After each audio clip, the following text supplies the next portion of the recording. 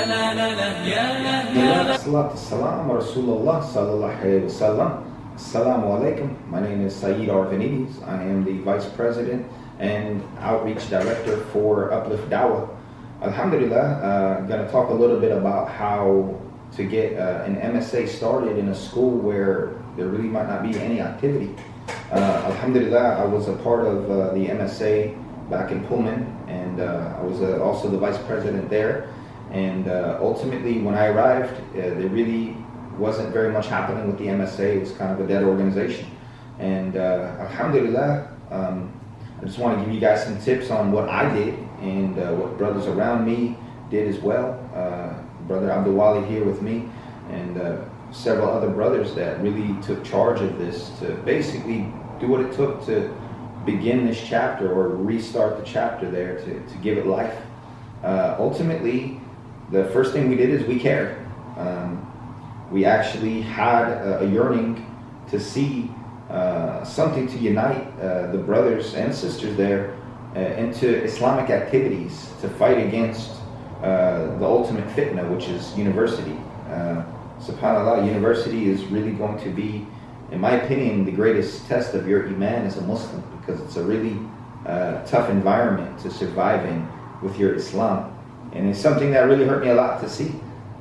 You would see brothers that come in practicing as freshmen and they leave as people that dress completely differently, and you can tell they really don't have anything to do with the masjid anymore. I came across a lot of different cases that I saw. I had brothers come to me and they would just ask me advice. How do I stop committing zina? How do I stop partying? How do I leave this life? I can't do it. Even in the clubs, right, in university, you have groups of brothers together, right? They're coming from all over the world, and now they're giving free access to whatever it is they want to, spend their money on. And ultimately, a lot of the haram is there waiting to collect, right, everything you have, including your iman. And so to fight against this struggle, the MSAs throughout the nation, alhamdulillah, may Allah bless all of them, have been one of the major tools to kind of combat that toughest test for our youth, especially when they're vulnerable, right? This is their first time away from home. So you can imagine, psychologically, they're up against their greatest challenge. So to get started at your university, all you really do is, number one, you have the intention to really establish this chapter, no matter what it takes. Whether it takes a month or a year or 2 years, however long you're there, you have to understand that you're going to fight your best to make sure that this takes place and not give up. Once you've set that really solidly in your heart, alhamdulillah, from there, you simply go to the administration of your school that deals with the clubs, and you ask them, what's the process to make sure we're registered, and what are some of the process that we have to do to make sure that we can maybe get a room where we didn't have a room before. You have to apply. You'd be surprised, but most of all the goods in the world go to those who apply. It's as simple as that. And a lot of people are just not collecting things that they could have gotten, but they just didn't fill out the application. Same thing with grants. MSAs get grants, and the way you get the grants is you apply, right? Fill out the paperwork, right? That's all it really is. So participation is basically half of the battle, to be honest. From there, you want to basically network with some of the interested people that you might find. They're praying in the masjid, right? Those would be the first people that would be interested in MSA. They seem to care about the religion if they're in the masjid.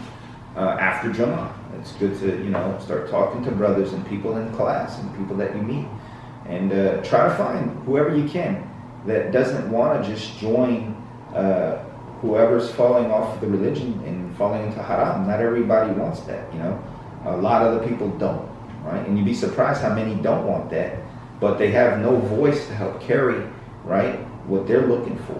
And that's kind of what the MSA is. It's kind of a voice for the mu'mins to say, we didn't come to lose our religion.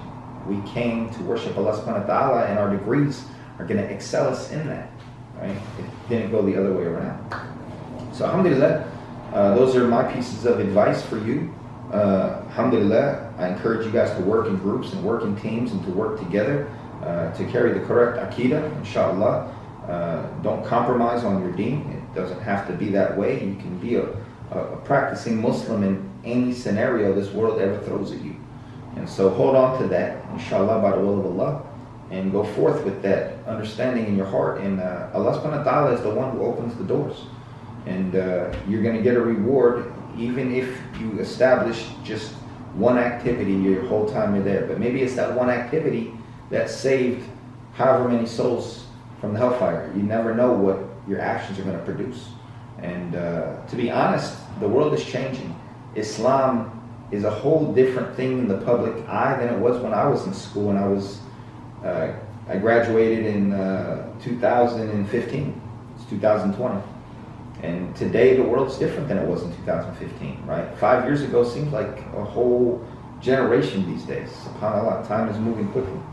So I encourage everyone, make sure you do what you can while you're at any university. And if there isn't an MSA, make sure you be a part of the ones who started and collect the rewards from now on out for all the work that will follow you by the will of Allah.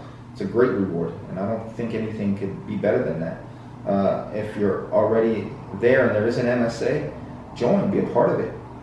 This is going to be a huge reward for you while you're preserving yourself away from everything that's the most tempting while you're in this place and it's accessible, but you're the one not going to that. Remember, one of the 7 people that will be in the shade of the throne of Allah subhanahu wa ta'ala on the day of judgment will be the youth who worshipped Allah and never traveled in the path of the shaitan. Be that youth. That should be your goal. So do what you can. Make sure you have your spot in the shade of the throne of Allah subhanahu wa ta'ala on the day of judgment. Keep that mindset. And by the will of Allah, there's no doubt about it, Allah will make you successful, not just in this life, but really more importantly in the hereafter. Jazakallah khair. I appreciate it. May Allah bless you. يا لا لا لا لا يا لا لا لا يا لا يا لا لا لا يا لا يا لا يا لا لا لا لا لا لا